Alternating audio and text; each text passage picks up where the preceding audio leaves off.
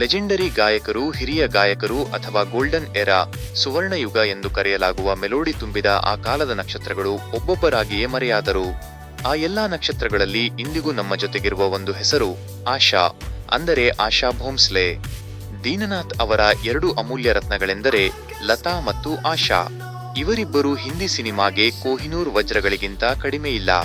ಆಶಾ ಭೋಂಸ್ಲೆ ಅವರಿಗೆ ಕೇವಲ 9 ವರ್ಷ ವಯಸ್ಸಾಗಿದ್ದಾಗ ಅವರ ತಂದೆ ದೀನನಾಥ್ ಅವರು ನಿಧನರಾದರು. ಇದರ ನಂತರ ಅವರು ಚಲನಚಿತ್ರಗಳಲ್ಲಿ ಹಾಡುವುದು ಮತ್ತು ನಟಿಸುವುದನ್ನು ಪ್ರಾರಂಭಿಸಿದರು. ನಟನೆಯಲ್ಲಿ ಅವರು ಯಶಸ್ವಿಯಾಗದಿದ್ದರು.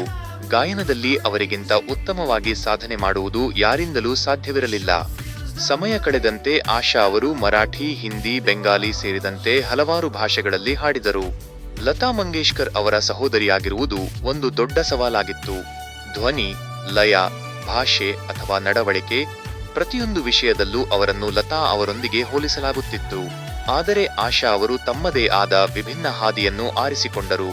ಆ ಕಾಲದ ಇತರ ಮಹಿಳಾ ಗಾಯಕರು ಹಾಡಲು ಇಷ್ಟಪಡದಂತಹ ಹಾಡುಗಳನ್ನು ಅವರು ಹಾಡಿದರು ಮತ್ತು ಅದರ ಮೂಲಕ ತಮ್ಮದೇ ಆದ ವಿಶಿಷ್ಟ ಗುರುತನ್ನು ಮಾಡಿಕೊಂಡರು.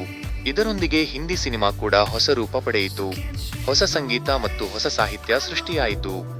ಗ್ರಾಮಿ ಪ್ರಶಸ್ತಿಗಳಿಗೆ ಗ್ರಾಮಿ ಅವಾರ್ಡ್ಸ್ ನಾಮನಿರ್ದೇಶನಗೊಂಡ ಮೊದಲ ಭಾರತೀಯ ಮಹಿಳಾ ಗಾಯಕಿ ಆಶಾ ಭೋಂಸ್ಲೆ. 2008ರಲ್ಲಿ ಅವರಿಗೆ ಪದ್ಮವಿಭೂಷಣ ಪ್ರಶಸ್ತಿ ನೀಡಿ ಗೌರವಿಸಲಾಯಿತು. ಆಶಾ ಅವರು ಒಂದು ಕನ್ನಡಿಯಂತೆ ಒಂದು ಉತ್ತಮ ಉದಾಹರಣೆಯಾಗಿದ್ದಾರೆ.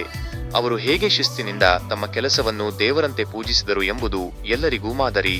ಅವರ ಕಠಿಣ ಪರಿಶ್ರಮ, ಶಿಸ್ತು ಮತ್ತು ಕಲೆ ಅವರ ಹೆಸರನ್ನು ಇತಿಹಾಸದಲ್ಲಿ ಸುವರ್ಣ ಅಕ್ಷರಗಳಲ್ಲಿ ಬರೆದಿವೆ.